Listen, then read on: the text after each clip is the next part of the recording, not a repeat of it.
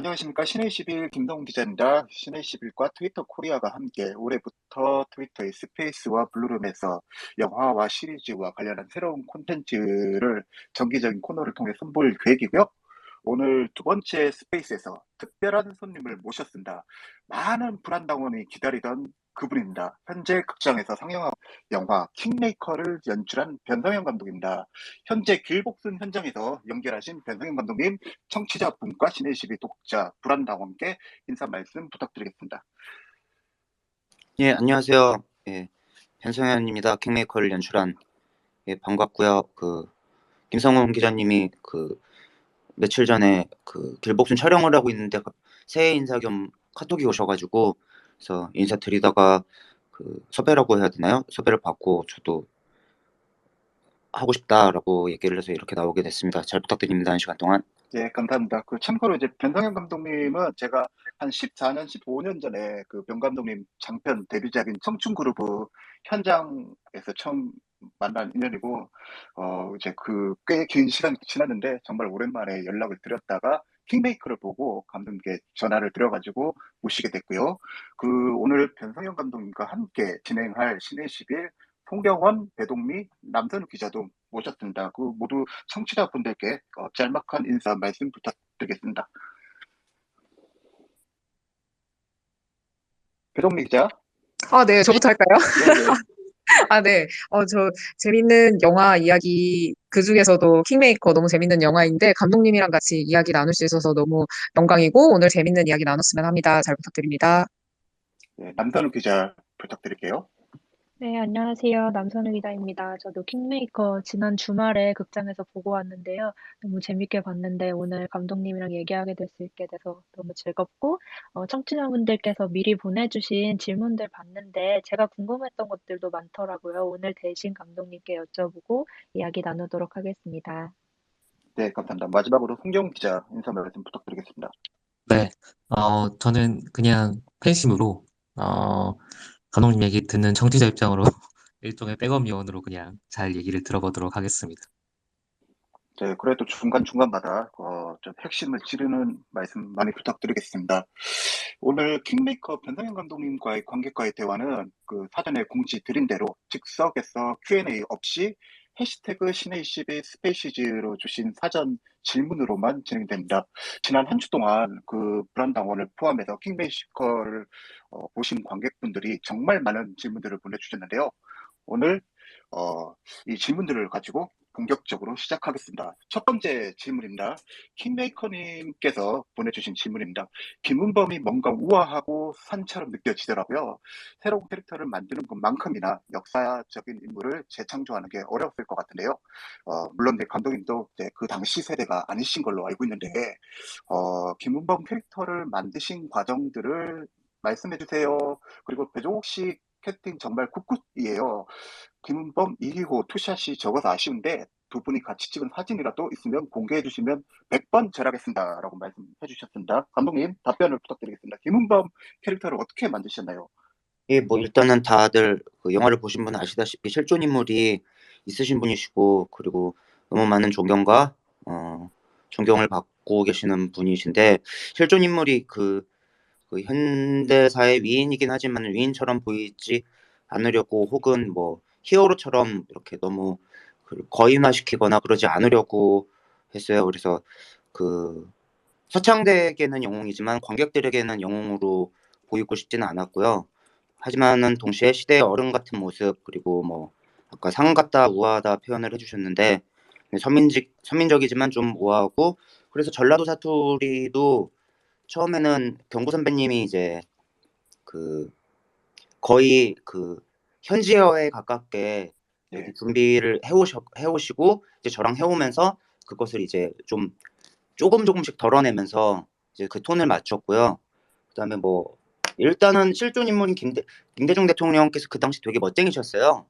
그렇더라고요. 예, 되게 멋쟁이셨어서 이제 멋있어 보여야 하는 게 되게 중요했고요. 그리고 포마드 머리와 뭐 그 당시의 정장들 그리고 그 당시 흑백 사진들 보면은 되게 멋있어서 외적으로도 좀 그런 모습들이 필요했고 그랬습니다. 그리고 배종욱 선배님 같은 경우는 사실 분량은 얼마 안 되지만은 이호 여사님께서 그냥 영부인이기만 하시진 않으셨거든요. 그래서 그럼요. 동지시고 그리고 그분도 또 현대사회 그다음에 여성사회 되게 커다란 어른이시고 근데 그분을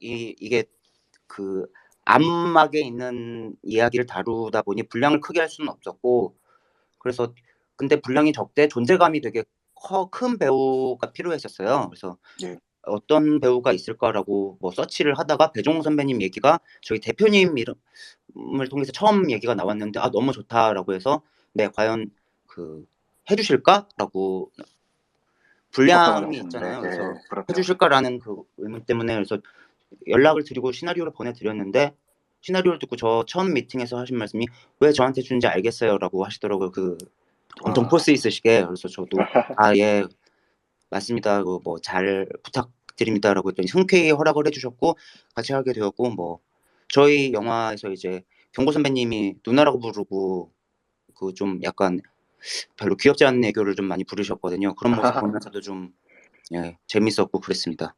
예, 감독님 말씀대로 그 설경구 배종옥 씨가 사실은 실존 인물과 외향적으로 닮은 부분이 거의 없었음에도 불구하고 아마도 저를 포함한 많은 관객들이 영화를 보면서 김대중 대통령과 이효 여사님을 자연스럽게 떠올릴 수 있었던 거는 아마 두 배우가 그만큼 굉장히 노련함과 공력을 가지고 연기를 하셨던 덕분이 아닐까 싶습니다. 그 다음 아 예 질문, 그리고 예, 그 네, 투샷 말씀하시죠. 두 분이 찍은 사진은 그 저는 현장에서 정말 사진을 안 찍어요. 그래서 제가 가끔 찍어서 올리는 것도 그 스태프분들이 저한테 보내주신 사진들을 올리거든요. 그래서 그 현장에서 찍은 그 투샷은 아까 뭐지 메가박스 직원분이랑 얘기를 했는데 뭐 조만간 공개를 해주신다고 하십니다. 와, 박수를 드려야 될 것 같습니다. 그 다음 질문 드리겠습니다. 차가운 감자님께서 김은범과 서창대는 초반부터 마지막까지 신념 차이가 뚜렷하다는 것을 영화가 보여줍니다. 두 사람의 성향이나 어떤 정치적 방식이 안 맞지만 그럼에도 불구하고 김은범이 서창대를 선택해서 다시 부르고 또 아끼고 했던 이유가 무엇이라고 생각하시나요? 정치적 떠나서 사람 대 사람 같은 인간적인 정인 건지라고 이제 질문을 주셨습니다. 물론 인간적인 정도 있었을 것 같아요. 그러니까 일단은 누구보다 본인을 위해서 열심히 일하는 사람인 것을 너무 잘 알고 있을 테고 그리고 정치적으로는 목적이 같고 그리고 일단 김은범 아까 대답과도 연관이 있는데 김은범이라는 캐릭터를 그 너무 그 성인화 시키지 않으려고 했어요. 그래서 김은범도 일단 현실 정치인이고요. 예, 제 생각에 1번은 일단 이기기 위해서 필요했을 거예요. 그리고 수세에 몰렸었고 이기기 위해서 그가 다시 필요했고 그리고 언젠가 부를 생각은 있었을 거예요. 약간 벌 주는 목적으로 근신의 목적으로 잠시 뭐 유배 보낸 느낌으로 이제 곁을 떠나게 두었다가 언젠가 부를 생각은 있었겠지만은 일단 1번으로는 그 선거에서 이기기 위함이 제일 크지 않았을까 싶어요. 예, 말씀 감사합니다. 혹시 기자들께서 혹시 지금까지 나온 질문과 관련해서 혹시 얘기하거나 질문을 주실 만한 것들이가요? 감독님께서 아까 인간적인 면에서도 끌렸을 것이라고 하셨는데 그게 좀 정치적 수완 말고 어떤 면이 좀 끌렸다고 생각을 하세요? 일단 목적이 같고 그 김은범한테 이제 찾아가가지고 세상을 바꾸고 싶다라는 이야기를 하잖아요. 그 눈을 반짝거리면서 그런 것들에 대한 게 그 동지의식, 음. 서동지라고 하는데 그 동지의식이 있었을 거라고 생각해요. 그리고 굉장히 유능한 사람이고 그리고 누구보다 자신의 목적을 위해서 그 목적을 따르고 그의 방법에 동의를 하지 않았었을 뿐이지 그와 같은 목적을 갖고 있었기 때문에 저는 뭐 인간적인 정의 사실은 그 자막이 킹메이커란 자막이 뜨고 나서 그 시간이 뜨잖아요. 예, 그 기간 동안 블랭크 동안에 그것을 조금 그게 설득력 있게끔 보여지고 싶었어요. 그 중간에 가서도 그리고 그거는 이제 철저하게 성균 선배님의 연기로 제가 좀 시나리오에 그 블랭크 있는 부분을 커버하려고 했었고요. 네. 네. 아, 충분히 설명이 됐습니다. 지금 여러분들께서는 변성현 감독과 함께 영화 킹메이커 관객과의 대화 스페이스를 듣고 계십니다. 지금 마이크를 요청 주신 분이 있는데, 아까 전에 공지 드린 대로 오늘 관객과의 대화는 즉석 Q&A 없이 해시태그 시네21 스페이시즈로 주신 사전 질문으로만 진행된다는 사실을 알아주시고요. 다음 질문 드리겠습니다. 킹메이커 한 번만 봐주세요. 마사탕님께서 주신 질문입니다. 창대가 운범을 떠난 것까지는 이해하지만 극 중에서 굳이 반대 진영인 공화당으로 간 것은 이유가 돈인가요? 감정인가요? 고민해보아도 잘 모르겠어요. 왜 그렇게까지 했는지 감독님의 생각을 알고 싶어요. 라고 말씀을 주셨습니다. 창대가 돈을 받았지만은 사실 돈 때문이라고 생각하면서 쓰진 않았고요. 본인의 인정 욕구 같은 거였을 거예요. 나를 잃고 나를 잃은 대가를 본인 방식대로 좀 보여주고 싶었을 것 같아요. 그래서 충분히 이제 서사가 진행된 과정에서 이제 그런 부분들이 두 사람 사이에 그런 기류들이 이제 흐르는 장면들이 또 들어 있었고요. 예, 감사합니다. 다음 질문 드리겠습니다. 킹메이커 보세요. 1인 신민당 하트 뽀송뽀송님께서 질문을 주셨는데요.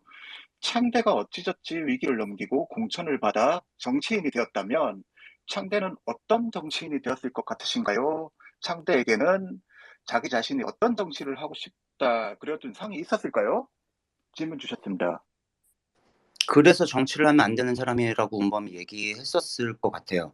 그래서 창대는 제 생각에는 좋은 정치인이 되지 못했을 거라고 생각을 해요. 그래서 자신이 어떤 정치를 하고 싶다고 그려둔 상이 없는 게 준비가 안 된 것이었고, 그리고 운범이 계속 준비되었는가라고 물어보는 게 왜 영화 중간에 보면은 삼성계연에 대한 대한뉴스가 나오다가 스포츠를 보고 또 한마음이 돼서 막 금세 있고 그런 대중들을 보는 창대의 시선이 있는데, 창대는 약간 대중들을 우매하고 계몽시켜야 될 존재라고 생각하는 인물이라고 생각하고 있었어요. 일종의 선민의식 같은 게 좀 있는 사람일 거고, 저는 그런 의미에서 그렇게 좋은 사람들과 같이 호흡하고 그런 좋은 정치인이 되지는 않았을 거라고 생각하고, 운범이 얘기한 부분도 그 부분을 얘기한 것 같다고 생각하고 썼습니다. 그런 창대의 면모를 이성준 씨께서 굉장히 표현을 잘 해주신 것 같아요. 혹시 배동미 기자나 남선욱 기자는 방금 감독님께서 하신 답변에 대해서 혹시 여쭙고 싶거나 이제 첨언하고 싶은 얘기가 있을까요?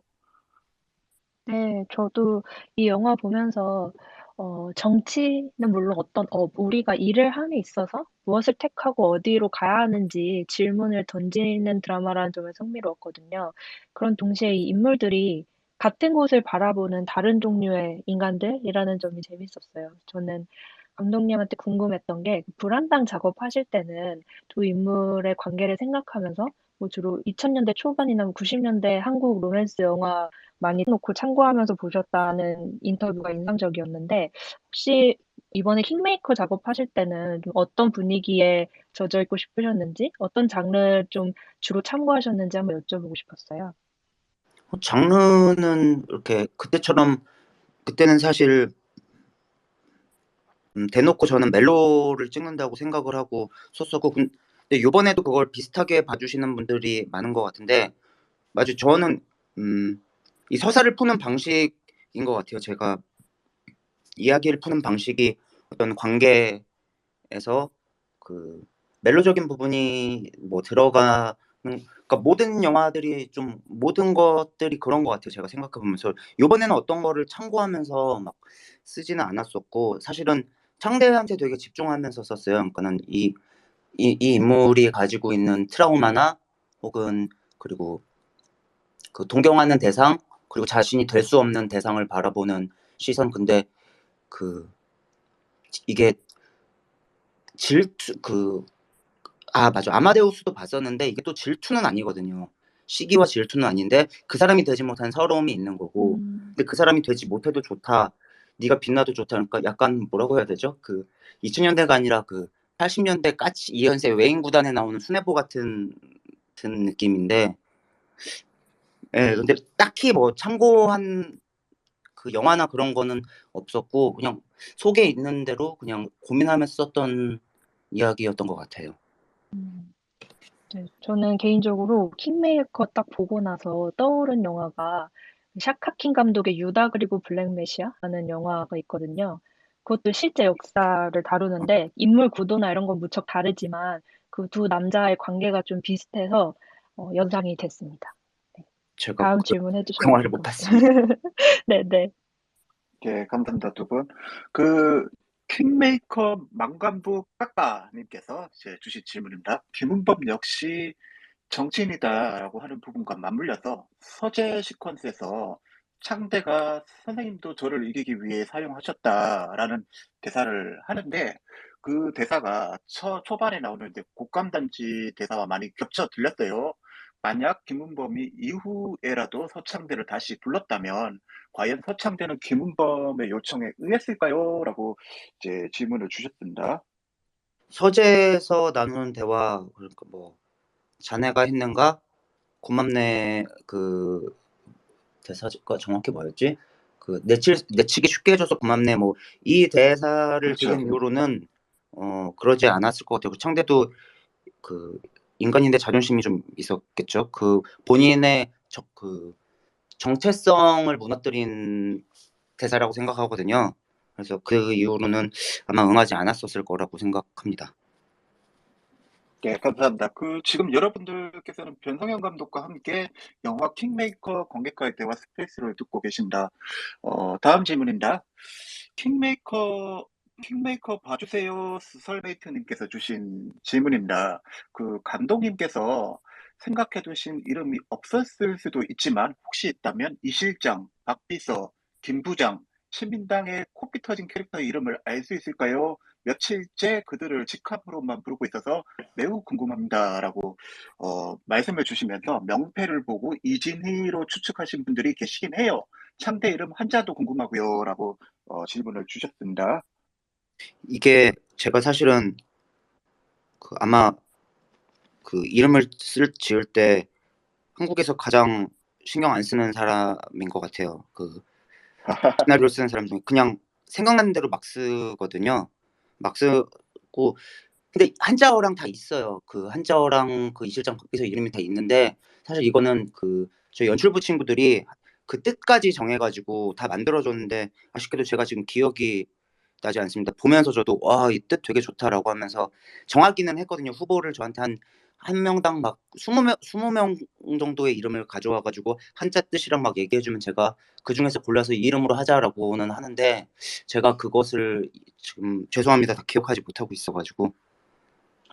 혹시 오늘 스페이스가 끝나고 지금 길복순 쉬는 날에 연출부들께 서창대 한자를 한번 물어보셔가지고 저한테 카톡으로 주시면 저희 신의 21 공식 계정으로 독자분하고 이제 청취자분들께 서창대 한자 이름을 공개해도 괜찮을까요? 아, 예, 물론이죠. 제가 한번 물어보겠습니다. 네, 감사합니다. 다음 질문 드리겠습니다. 지금 내 기분은 마치 데이 황골매님께서 주신 질문입니다. 킹메이커의 김은범 캐릭터와 불안당의 한재호가 마지막 장면에 둘 다 빨간 셔츠를 입힌 건 우연인가요? 라고 질문을 주셨습니다. 네, 절대적인 우연이고 사실 그 킹메이커에서 불안당의 어떤 요소나 뭐 이런 거를 넣으려고 뭐지? 트럭의 미감님이 이제 그 불안당의 배우 민철 역할을 했던 장인섭 배우가 나오길래 약간 우리끼리 장난 삼아서 그 오세안 수산 트럭에 한자로 써놓은 거 그 정도 말고는 어떤 것도 가져오려고 한 적은 없었습니다. 네, 감사합니다. 지금 여러분들께서는 변성현 감독과 함께 영화 킹메이커 관객과의 대화 스페이스를 듣고 계십니다. 사전에 공지드린 대로 오늘 관객과의 대화는 즉석 Q&A 없이 해시태그 시네21 스페이시즈로 주신 사전 질문으로만 진행되고 있으니 요청하신 분들은 이제 참고해 주시길 바라고요. 지금 조명이 미장센과 관련된 질문들도 많이 주셨대요. 청취자분들께서요. 레오3님께서 주신 질문입니다. 어, 현실을 기반으로 한 이야기지만 계속 이 이야기는 픽션입니다라고 주지시키는 것 같았습니다. 김은범이 목포에서 당선된 뒤에 김은범 의원 사무실에 공항 검색대 같은 출입구도 그렇고 마치 불안당에서 보여줬던 오픈된 화장실도 화장실 같더라고요. 이 영화의 세계관은 이렇다라는 것을 말씀하시는 것 같은데 공간을 처음에 구성하실 때 어떤 고민들을 하셨는지 이야기를 듣고 싶습니다라고 질문을 주셨습니다. 공간 구성은 굉장히 중요했을 것 같은데 큰 범위에서 어떤 컨셉으로 구상을 하셨는지 여쭙고 싶습니다. 예, 일단 대답하기에 앞서서 사실은 미감님께서 같은 숙소에 묵고 계셔서 제가 그 10시 반까지 좀 와달라고 했는데 지금 주무시나 봐요. 그 일이 고됐는지. 그래서 되게 자세한 얘기를 드릴 수는 없고 전 전반적인 컨셉을 잡은 거지 세세한 거는 이제 이 전문가의 대답을 들었으면 더 좋았을 텐데 근데 아까도 물어봤는데 본인 이제 오래돼서 기억도 잘 안 난다고 하시긴 하시더라고요. 근데 이게 현실 기반이긴 한데 그러니까는 현실 기반의 이제 사진들이랑 다 찾아봤어요. 근데 사실 영화적으로 보여주기에 좀 극적인 재미가 좀 떨어진다라고 느꼈었고 그래서 제가 그런 거를 좀 좋아하는데 저 시대의 고증들 그 건축 양식이라든가 그런 것을 지켜가면서 저 시대에 있을 법한 공간을 만들자가 우선이었던 것 같아요. 그래서 그런 그리고 1970년대, 60년대가 지금 로케를 찾기가 굉장히 힘들어요. 다들 다 이제 많이 바뀌어가지고 아무리 지방 곳곳을 돌아다녀도 그런 곳들을 찾기가 되게 힘들어서 저희의 전략은 세트로 그 세트에서 좀 승부를 보자였어요. 그래서 공간마다 이제 공화당의 공화당 그 구락부로 대비하는 굉장히 거대하고 그다음에 궁궐 그게 아마 그 무슨 독일 양식의 어떤 건물 그 사진을 보면서 디자인을 하셨던 걸로 기억나는데 그런 게 있었고 그리고 신민당 쪽은 운범이 성장하면서 사무실이 세 군데로 바뀌어요. 그래서 오프닝에 나왔던 인재 그다음에 그 거대한 사무실이죠, 네, 지금. 예, 예. 예. 그 목포 사무실 그다음에 이제 대선을 준비하는 신민당 사무실 이렇게 세 군데로 나오는데 인재 같은 경우는 그 당시 거기 많이 있던 적산가옥의 분위기를 좀 따라서 했었고 그리고 아까 공항 검색대 같은 출입구도 있었다라는 그 목포 사무실 같은 경우는 세트가 아니라 부산에 있는 어떤 예전 세관인가 하는 건물을 저희가 리모델링 해가지고 세팅한 건데 네. 그 목포가 아니었군요. 네, 네. 그만한 저희가 예산 때문에 그만한 세트를 지을 수는 없어가지고 모두 그래서 그런 공간을 이제 활용해서 일을 했었고 목포가 아니라 서울이요, 서울. 서울에 있는 서울이었군요. 신민당 예. 사무실 그리고 목포 같은 경우는 이제 세트로 했었고요. 세트로 했는데 그 공항 검색 같은 출입구는 거기에 제 기억으로는 있었던 걸로 기억해요. 되게 실망하실 것 같은데 그 건물에 더 이상 우리가 뗄 수 없을 정도로 붙박이로 있었던 문이 있었던 것 같아요. 그곳을 우리가 좀 꾸몄던 것 같습니다. 그리고 현실 기반이지만 이 이야기는 픽션입니다라고 주지시키려고 노력한 부분은 정말 많은 것 같아요. 예, 그렇게 목포 공간 같은 경우는 저도 굉장히 인상적이었던 게 방금 말씀해 주신 대로 여러 공간에서 이제 오픈 세트 혹은 세트로 진행을 이제 하셨지만 실제 당시 목포 풍경을 굉장히 충실하게 재현하기 위한 흔적들이 역력했는데 저는 개인적으로 굉장히 좋았거든요. 그 운범이 목포 연설을 할 때 그 운범 뒤로 목포 앞바다가 보이고 그리고 목포 전경이 이렇게 딱 펼쳐지는 그 연설 시퀀스 같은 거 굉장히 그 목포를 가보신 분들은 공감을 할 만한 그런 느낌이었는데 실제로 그 목포 공간을 좀 사실적으로 재현하기 위해서 좀 어떤 고민들을 좀 하셨는지도 여쭙고 싶습니다. 그 당시 사진도 많이 받고 목포도 사실 목포에서 찍은 촬영은 거의 없는데 목포를 많이 다녀왔었어요. 다녀오고 그리고 지금 생각나는데 그 목포 사무실 같은 경우도 항구에 있는 창고를 사무실로 개조했다. 그는 설정이에요. 그래서 어, 좀 그 창고처럼 되어 있고 문도 이제 트럭 들어오고 그런 장면들이 있잖아요. 그 공화당 옷을 상대가 준비해 오면서 예, 예. 어떤 그 항구에 있는 그 항구에서 그 운반되는 물건들을 잠시 보관하는 창고를 개조했다라는 설정으로 저희가 잡고 했던 걸로 이제 기억이 나네요. 듣다 보니까. 네, 감사합니다. 예. 게다가 적산가옥은 현재도 목포에 가면 많이 남아있죠. 네, 적산가옥 남아 같은 있죠. 거. 예. 예, 예. 뭐 카페도 하더라고요. 적산가옥에서 네, 식당도 하고. 네. 네, 배동미 남선우 기자는 지금 공간과 관련해서 혹시 뭐 얘기하고 싶은 부분이 있으면 그 말씀을 부탁드리겠습니다. 제가 하나 물어봐도 될까요? 아, 송영훈 기자 있었군요. 예, 한번 네. 질문 언제든지 환영입니다. 워낙에 뭐 여러분이 보내주신 질문이 좋아서 뭐 이거를 다 소화하고 싶기도 하지만 그 욕심에 제가 하나 여쭤보고 싶은 게 워낙에 이 영화가 그 공간 활용, 그 캐릭터를 표현하는 공간 활용을 잘 했는데 그 중에서도 저는 제일 기억 남는 씬이 그 계단 씬이었어요. 그 대선 후보 선정을 할 때 그 김은범과 김영호, 이한상 이거를 정치적인 이 세 명의 역학 관계를 한 컷에 이렇게 계단에 주룩해서 담아내시잖아요.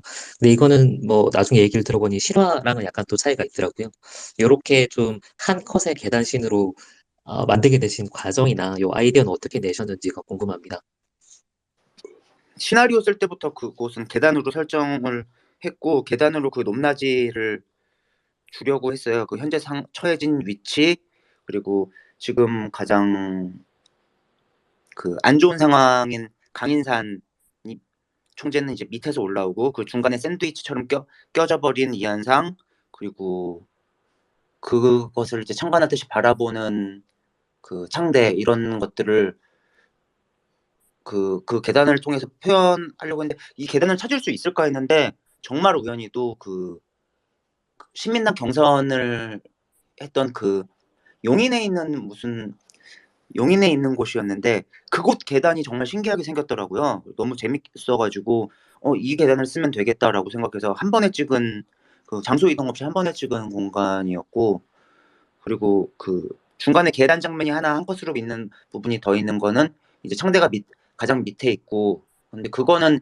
그 뒷상황과 좀 반대되는 상황을 보여주고 싶어서 제일 밑으로 그 위에서 벌어지는 일에서 제일 밑으로 뒀어요. 창대가 위에서 내려다 보기 전에 이제 있는 창대를 보여주기 위해서 가장 밑에 있을 때 이제 일을 시작하려고 하는 창대를 보여주기 위해서 제일 밑에 뒀고 그 부분을 좀 많이 신경 썼는데 그래도 알아봐 주셔서 좀 감사하네요.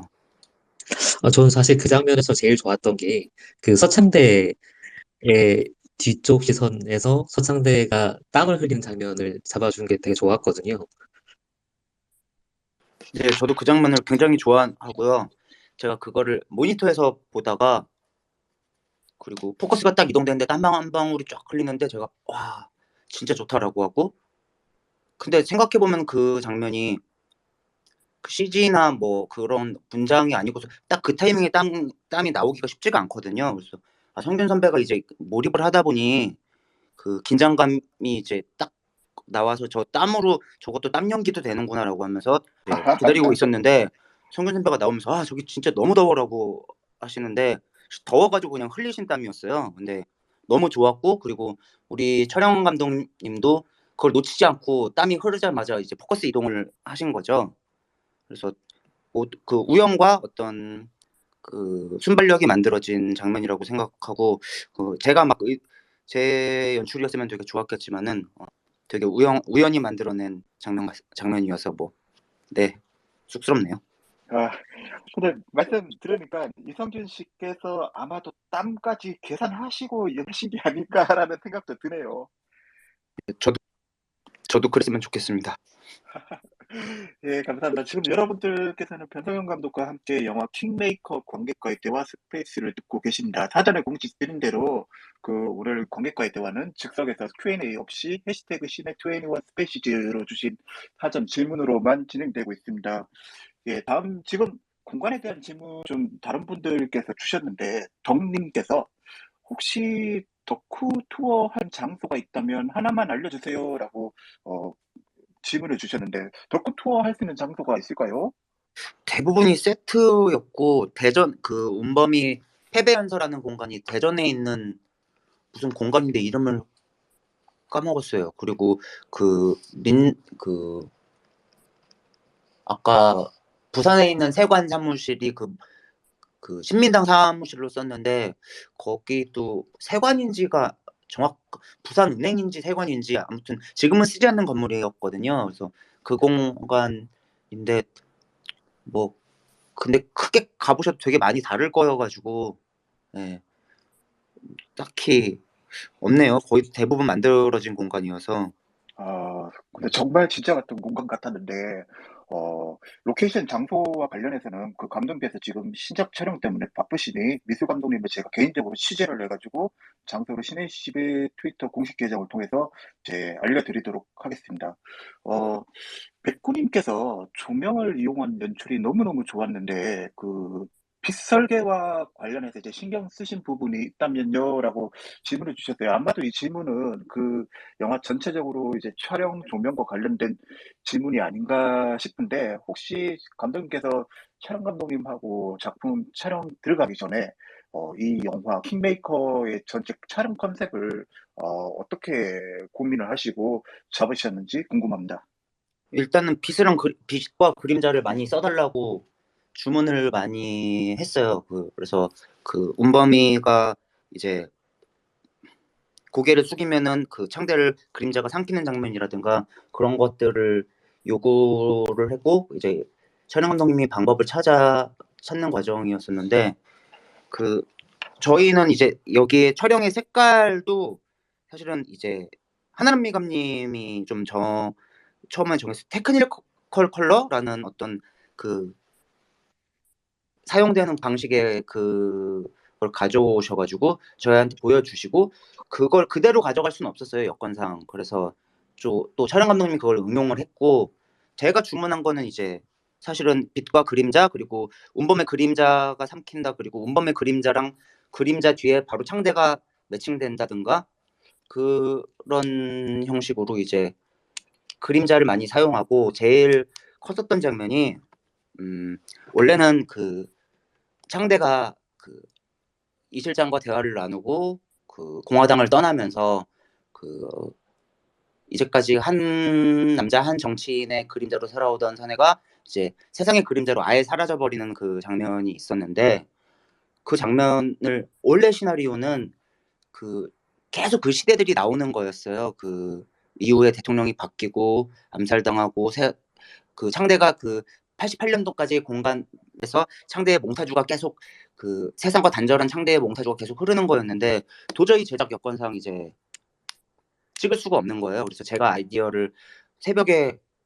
갑자기 새벽에 아이디어가 나와가지고, 이걸 그냥 지나가고 사람들이 지나가는 그림자 속으로 완전히 사라지면서 암흑으로 간다 였거든요. 근데 이게 제 간단한 생각이 이렇게 되게 큰 공사일 줄은 몰랐어요. 그게 몽타주랑 거의 비슷한 정도의 공력이 들었거든요. 그래서 그 그림자를 그렇게 만들려고 하면은 그게 낮신인데 밤에 태양을 만들어서 찍어야 됐어요. 그래서 춘천에 있는 커다란 그 아스팔트 깔린 나대지에 그 조명을 엄청 많이 나처럼 밝혀놓고, 그 우리 마지막 촬영이었는데 그 공간에 이제 횡단보도를 칠하고 인파들을 깔고 그다음 그런 걸 해서 이제 CG 합성을 해가지고 만든 작업이었는데, 다 그것만 회의를 한 2-30번 했던 것 같아요. 그 장면을 찍기 위해서. 저는 그 장면이 그렇게 이렇게 글 쓰는 사람, 그 무심코 던진 돌에 개구리가 죽는다고, 저는 그 장면을 쓸 때 그렇게 어려운 촬영이 될 거라고 생각을 못 했거든요. 근데 이게 미감님, 촬영 감독님, 조명 감독님한테는 너무 큰 숙제가 됐던 신이었던 것 같아요. 그리고 대신에 저는 좀 그 몽타주들보다 훨씬 더 한 의미로 함축적으로 한 컷으로 표현할 수 있는 만족할 만한 결과물이 나왔다고 생각합니다. 그리고 게다가 그 장면 같은 경우는 그 영화의 주제하고도 굉장히 어떤 관련 있는 장면이 됐고, 그리고 사실은 이제 그림자라는 거는 빛과 어둠을 대비해서 나오는 것이기 때문에 창대라는 인물하고도 굉장히 관련 있는 그런 장면이 됐던 것 같습니다. 송경훈 기자가 지금 뭔가 말씀을 하려고 했는데 말씀을 해주십시오. 네, 저도 같은 맥락의 말이었어요. 그게 결과적으로는 그림자라고 하는 컨셉에 되게 잘 맞는, 어, 결과물로 이어진 것 같고, 예, 같은 맥락에서 아까 말씀 주셨던 땀방울, 그것도 원래 이를테면 콘티상이 의도한 게 아니었지만, 그게 훨씬 더 이 작품의 완성도를 높여주는 결정적인 순간이 된 것 같고, 약간 그런 맥락에서 약간, 그렇게 의도하지 않았지만 훨씬 더 좋은 들이 포착된 장면들, 아니면 어떤 씬 같은 게 기억나는 게 있으신가요?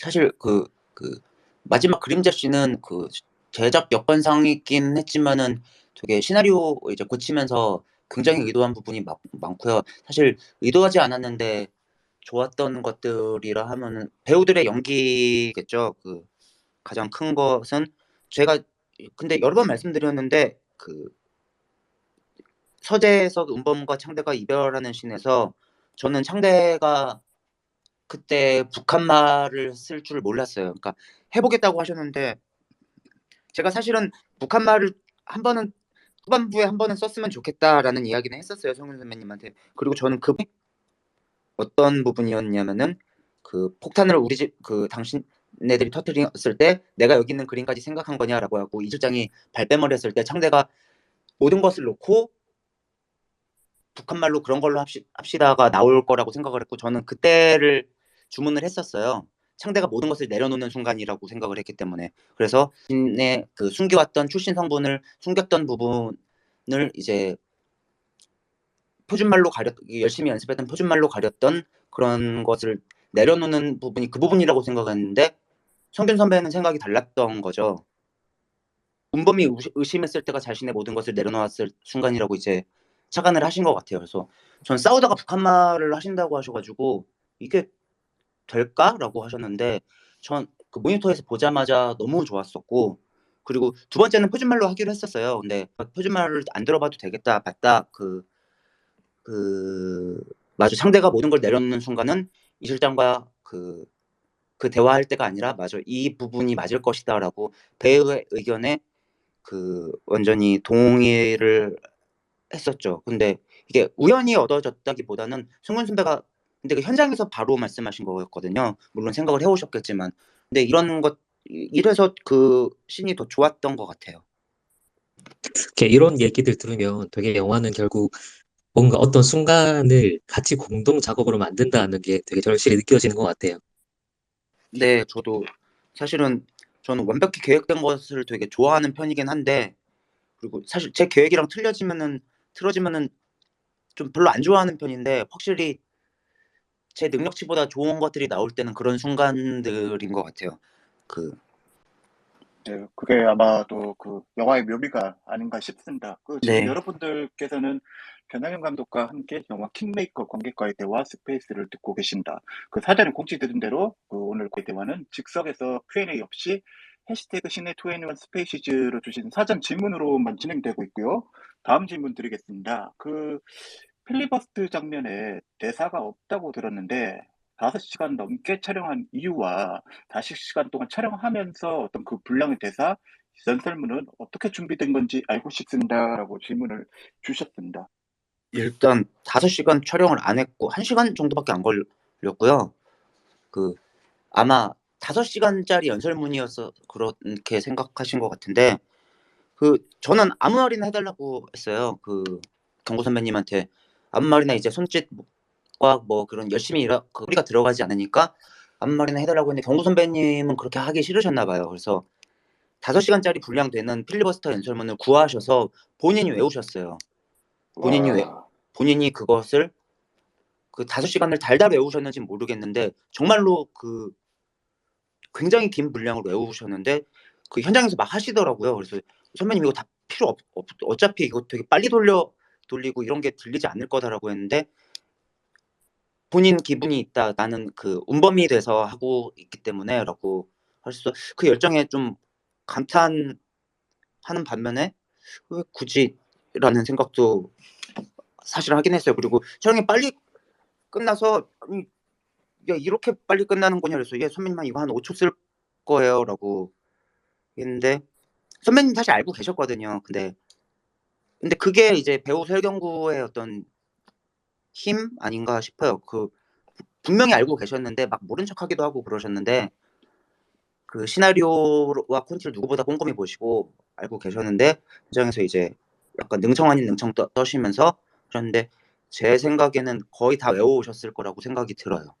그게 아마도 시전 인물에 대한 어떤 예의라고도 생각하셨을 것 같아요. 설경구 씨께서. 네. 잠깐 질문해도 될까요? 네, 하십시오. 네, 이제 설경구 배우님 말씀이 나와서 지금 이제 길복순 현장에도 같이 계시죠?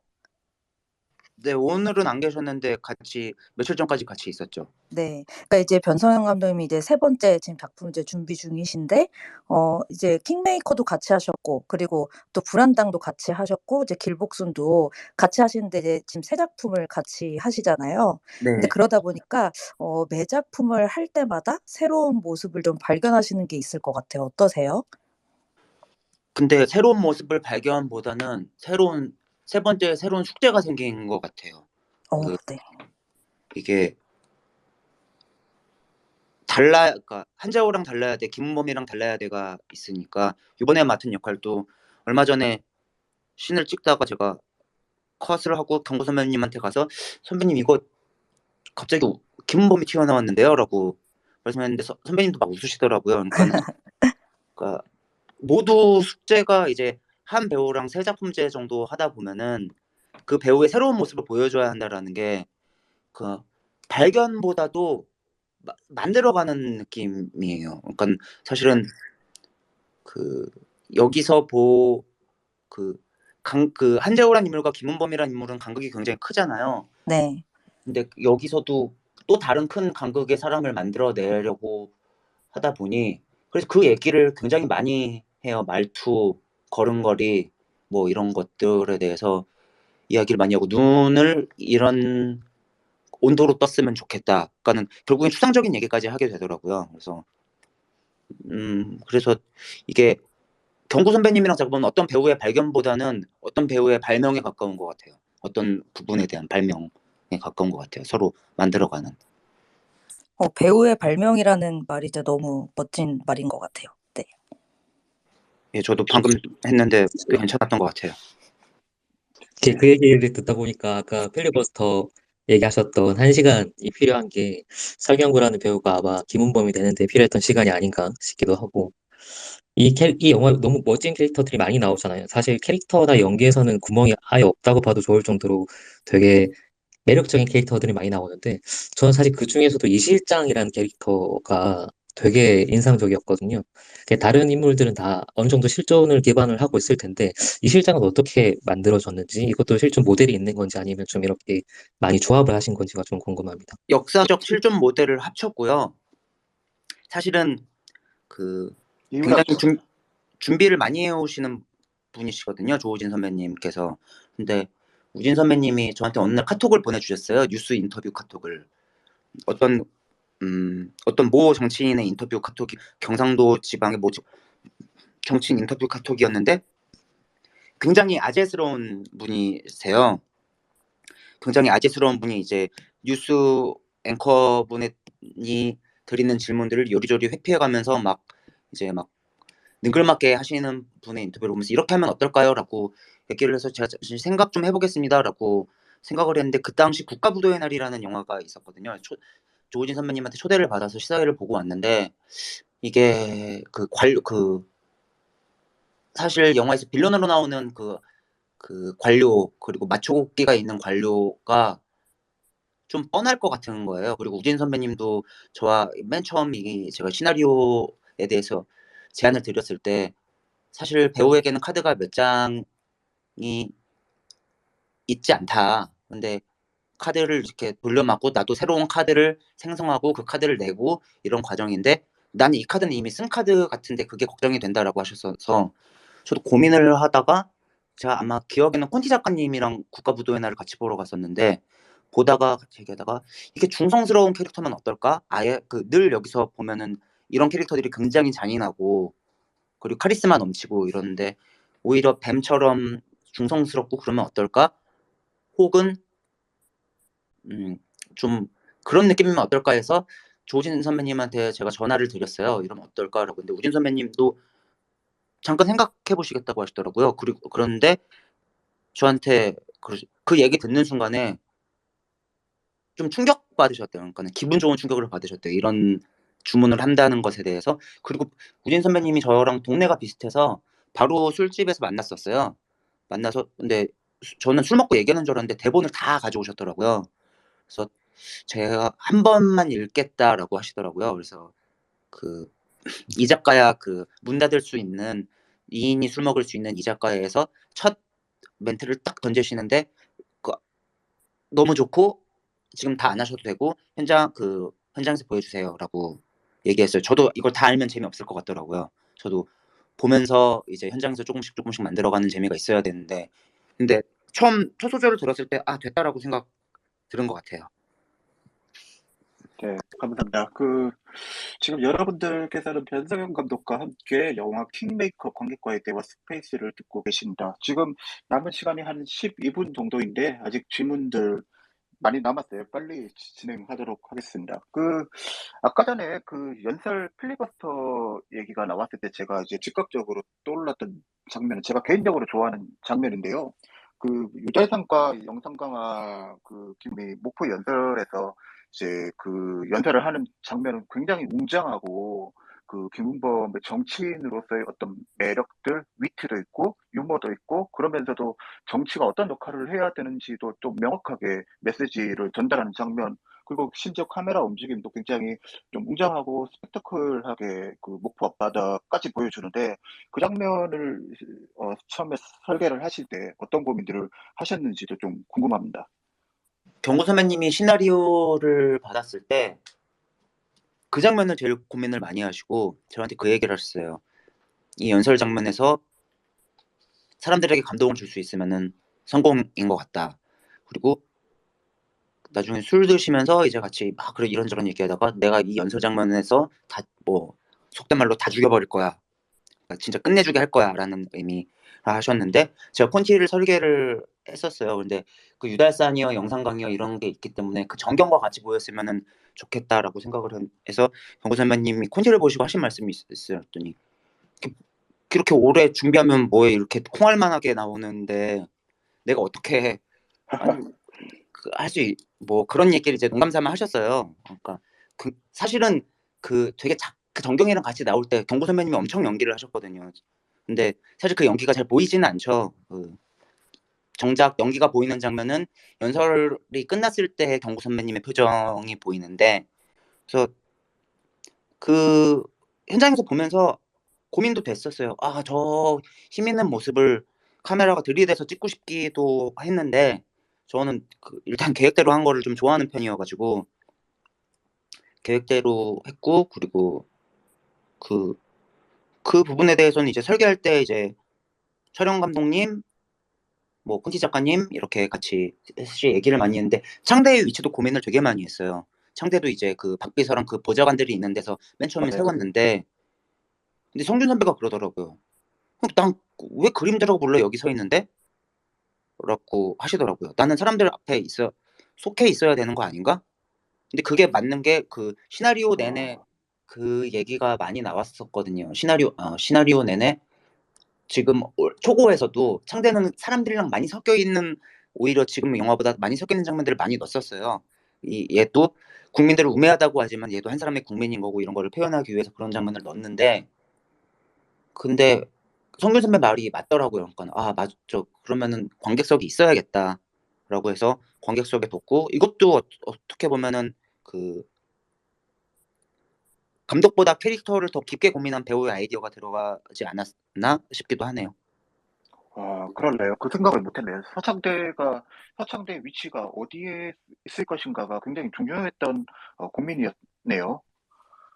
이게 굉장히 고민을 많이 했었죠. 왜냐하면 거기서 이제 그걸 이끌어가는 건 운범이지만은 위기를 맞게 되는 것도 창대의 수단이었고, 극복해내는 게 또 운범 스스로거든요. 창대는 그것을 자신의 수단을 극복해내지 못해요. 무기력하죠. 그러니까는 모든 것을 해낼 수 있는 존재, 유능한 존재처럼 등장은 하지만 거기서 그것을 해결해내는 거는 사실 킹메이커가 아니라 이제 킹을 만들려고 하는 킹메이커 네 글자 중에서는 킹이란 사람이거든요. 메이커가 아니라.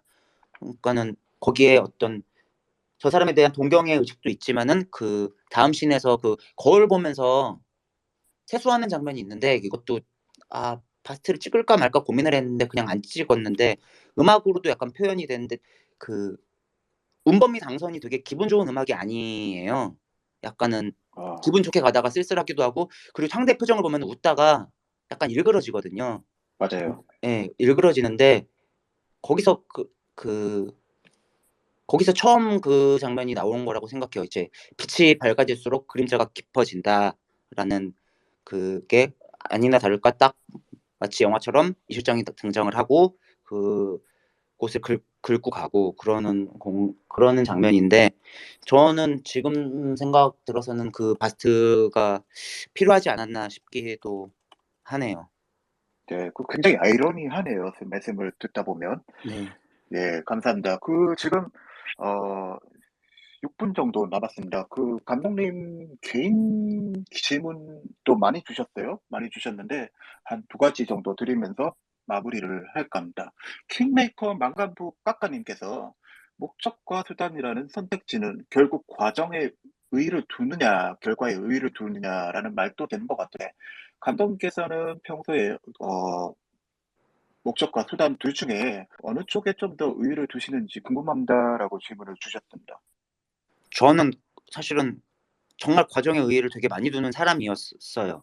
근데 이게 나이를 먹으면서 조금 바뀐 것 같아요. 바뀐 것 같고 특히 그 킹메이커라는 영화로 얘기하면은 저희 진짜 일하면서 가장 즐거운 과정이었거든요. 그러니까는 이렇게 물론 들어가는 데는 되게 힘들었는데 촬영하면서 '이렇게 쉬어도 되나?' 그리고 촬영도 또 엄청 빨리 끝났었어요. 계획대로 좀 거의 모든 것들이 이루어져 가지고. 근데 이제 지금 극장의 어떤 여파나 이런 걸 보면서 아쉬워하면서 그 점점 결과에 좀 결과에 집착까지는 아닌데 결과에 좀 의미를 두는 사람이 된 것 같아요. 네, 지금 하고 계시는 고민하고도 관련된 말씀인 것 같습니다. 이런 질문이 있습니다. 지금 더 많은 관객분들이 그 극장을 찾으셔가지고 영화 킹메이커 아직 극장에 있으니까 방금 저희들이 나눈 대화들 이 영화의 매력들은 큰 스크린에서 봐야 그 감동이 온전히 전달되니까 아직 극장에 상영 중이니 많은 관객분들께서 한 번, 두 번, 세 번, 네 번씩 영화관에 가셔서 이제 많이 관람을 부탁드리고요. 그 마침 아이디도 영화 관람은 킹메이커 형사님께서 이런 질문을 주셨습니다. 병감독님께서 길복순은 어떻게 진행되고 있고 길복순 이후에 혹시 준비를 해두신 다른 프로젝트가 있는지 있다면 아주 살짝만이라도 떡밥만 남겨주실 수 있으신지 궁금합니다라고 질문을 주셨습니다. 저는 한 번에 두 가지를 못 해 가지고 다른 이제 감독님들 보면은 되게 뭐 이거 다음에 이거 이렇게 준비해 놓으시면 되게 부러운데 그냥 길복순에 집중을 되게 많이 하고 있고요. 그리고 사실 뭐 생각은 했는데 아무 뭐 소재 같은 거는 그러니까 소재가 아니라 장르적인 것들을 생각한 거는 있죠. 뭐 음악 영화를 한번 해 보고 싶다라든가 뭐 그런 것들은 있는데 뭐 딱히 이렇게 지금 그냥 저는 하나 보면 하나만 좀 파는 성격이어서 길복순에 그냥 모두 뭐를 지금 쏟아붓고 있습니다. 네. 나중에 정해지시면 슬래시비를 통해서 또 말씀을 해주시길 바라겠습니다. 네. 네, 마지막 질문이 될 것 같습니다. 우럭님께서, 그런데 감독님, MBTI 검사하고 알려주신다면서요. 대체 언제쯤 하실 건가요? 라고 질문을 주셨습니다. 아니 제가 드린다고 했습니다. 제가 MBTI 검사를 예전에 어떤 불안당원 분들이 저한테 뭐 설문 질문지를 줘서 제가 그때 태어나서 처음 했었어요. 해서 알려드렸었는데 뭐가 나나요? 제가 그걸 기억을 못해요. 제 MBTI 검사가 이게 안 그래도 성균 선배님이랑 무대 인사하면서 MBTI 이야기를 되게 많이 했는데 성균 선배님 요새 그걸 좀 파고 계시더라고요. 검사 그러면서 이거 맞는 것 같아 그러면서 하시면서 저에 대해서 막 약간 토론 아닌 토론이 벌어졌었어요. 배우들이랑 그랬더니 뭐 성균 선배는 제가 아이가 맞다라고 하고 E일 수도 있어요 막 이러면서 뭐 아까 얘기하는데 제가 정확히 그걸 몰라요. I랑 E만 알아요. 외향적 내향적 이것만 알고 근데 뭐 저는 이거를 두 번에 걸쳐서 했고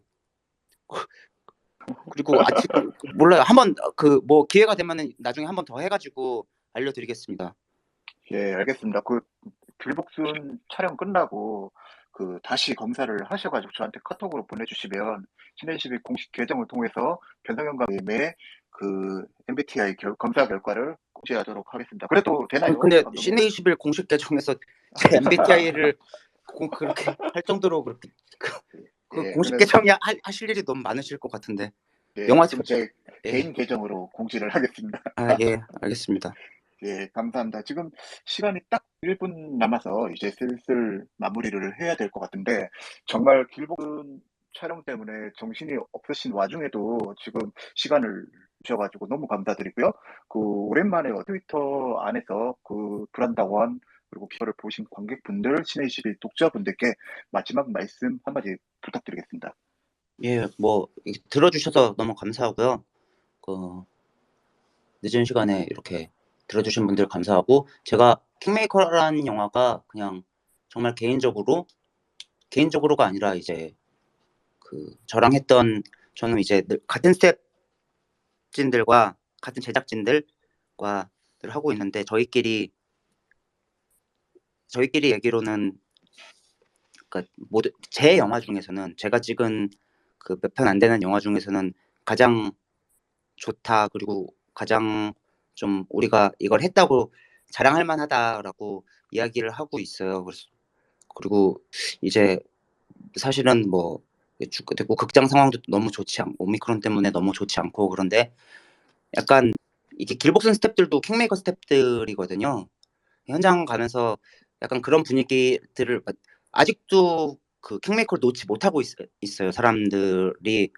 그리고 솔직히 얘기하면은 약간 그거에 대해서 못 믿어하는 어떤 분위기도 있어요. 그래서 남은 기간, 극장에 걸려 있는 기간은 좀 오래 걸려 있고 싶고, 그동안 좀 많이 봐주고, 많이 좀 그래도 좀 모르겠어요.